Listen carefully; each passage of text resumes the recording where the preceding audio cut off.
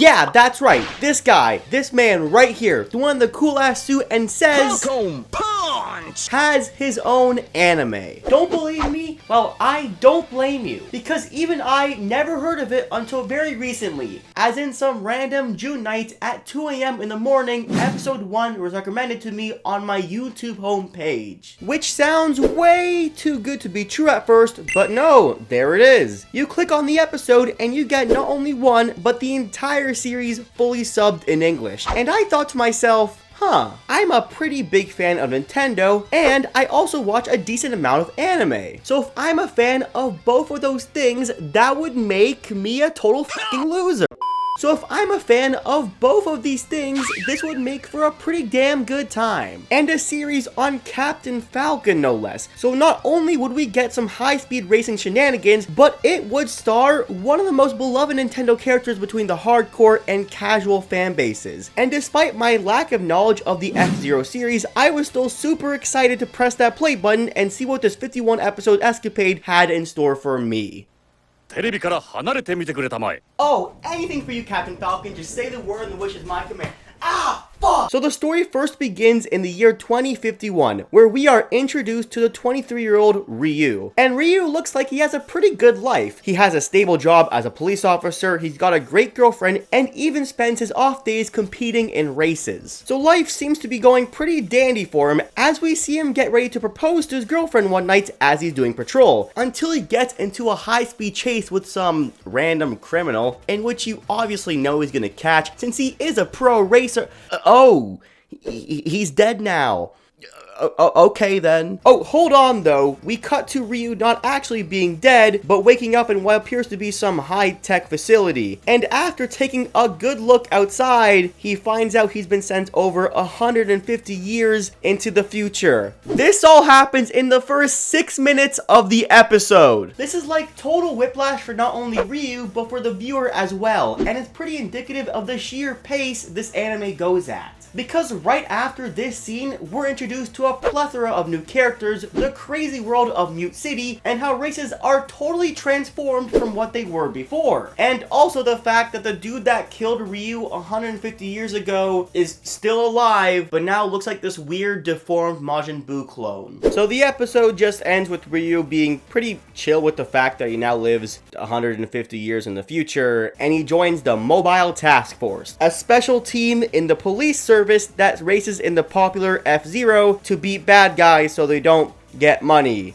Where the fuck is Captain Falcon? So I wouldn't really say that I hated the pilot episode, but goddamn, it was just so fast-paced and didn't want to give us any time to breathe at all. Because we keep jumping from set piece to set piece with little to no explanation. But again, most importantly, where's the main character of the show? As lost as I was during the 22-minute runtime, I was still anticipating Captain Falcon's glorious intro at some point, which just never happened. And we were stuck following around this guy instead. But wait, you might say, perhaps this guy is Captain Falcon, but doesn't become him as of yet. Which you're right to think about, since those are my exact thoughts as well. Until we do see Captain Falcon in the second episode, for only 2 seconds. I'm not even kidding. A race is about to start and everyone is talking shit to Ryu. Then Falcon just shows up, tells him to stop, and we don't see him again.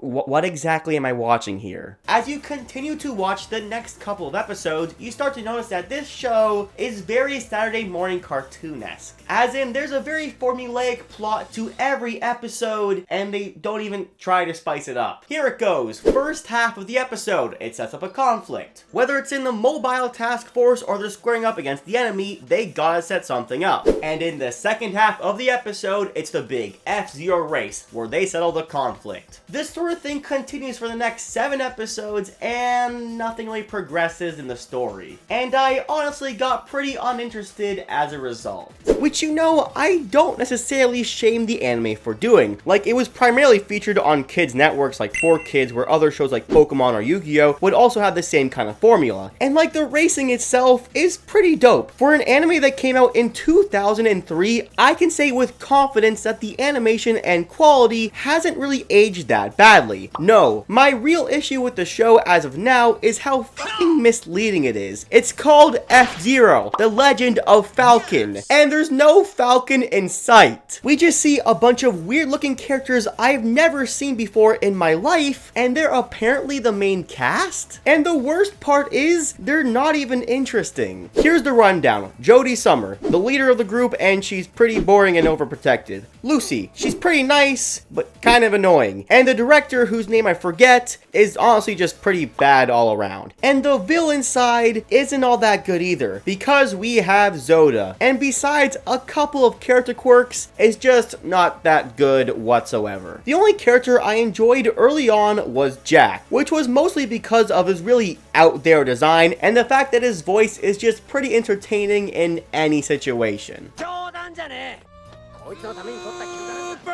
And then there's Ryu, which by himself isn't a bad character.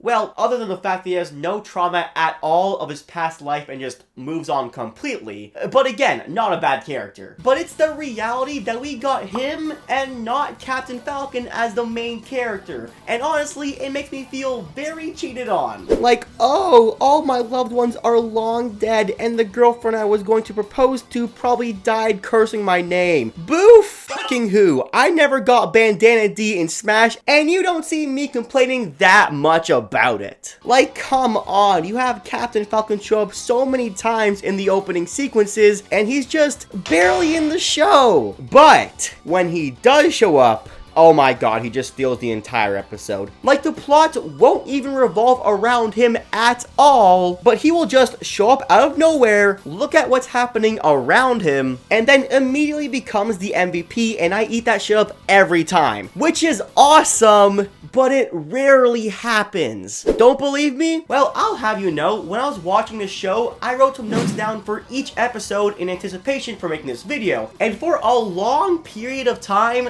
this is what my notes looked like. Episode 5. Jack is a pretty fun character. No Captain Falcon. Episode 6. A pretty decent episode. EAD proves to be a great minor character.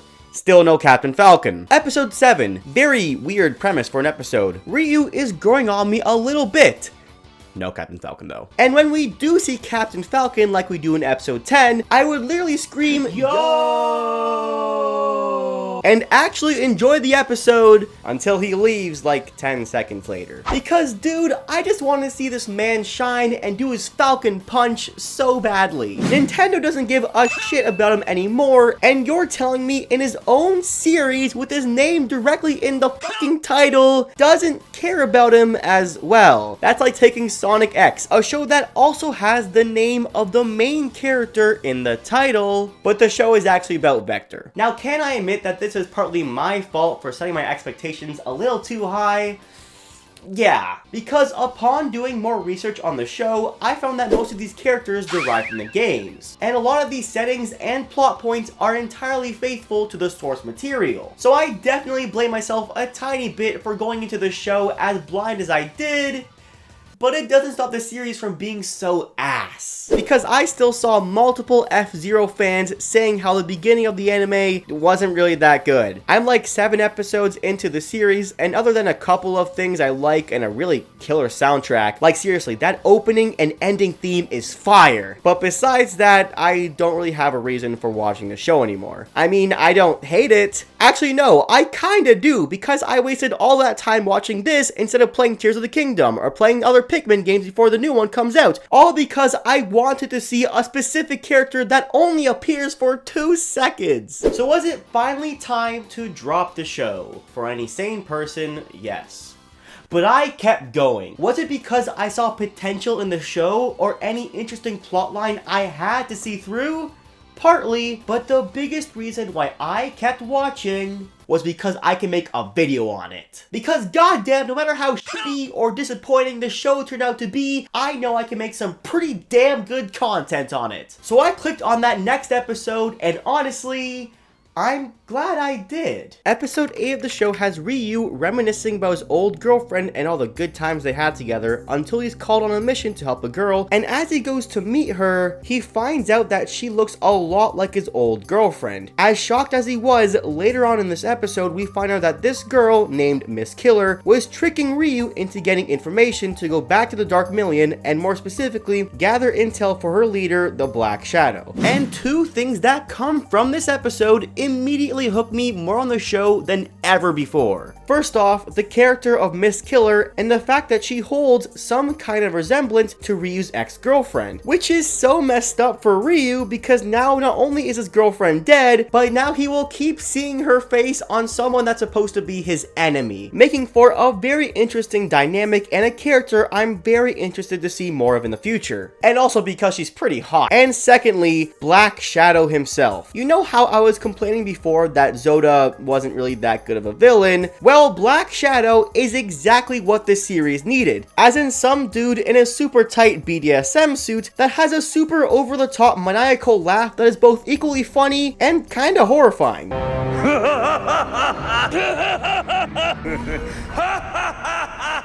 He has the perfect amount of crazy and stupid that I always love to see in villains like him, and he is a big reason why I kept watching the show. And on top of that, he has Ryu's kinda ex-girlfriend working under him. And let me just tell you, from this episode onward, I can't believe I'm saying this, but the show gets pretty good. And this is mostly for three reasons. First, the characters get a lot better as the show goes on, and that's because the writers dedicate a lot of episodes to the side cast, which makes them more interesting as a result, and you can really get a feel for their dynamic in the task force. Take, for example, Jodie, who I felt pretty indifferent about when I first saw her, but as the series progresses, you learn of her backstory, and how she's actually a cyborg because a couple of years ago, her brother died protecting her from a bomb, which as a result makes her a more interesting character since one, she's a cyborg, and if you're a cyborg, you're automatically cool. And two, we have reasoning why she could be so overprotective sometimes, because of the fate her brother succumbed to. And this goes for the rest of the cast, and even the more minor characters are lovable as well, with Super Arrow always being a joy to watch whenever he's on screen, Samurai Goro, who's just really badass, and then there's EAD, who is the definition of a Chad. I won't go too much into detail about why he's a Chad, but just know he's a stud during the series. And then the second reason why the show gets better is just because of the plot and the story beats in general. The show starts to stray away from being a typical Saturday morning cartoon, with episodes that contain a lot of build-up for future arcs, character development, and an overarching plot that you don't typically see in a show meant for kids. And it makes me really appreciate the writers, because now the show actually has a story to it and not just filler nonsense like it was before. And the third and biggest reason why the show gets better,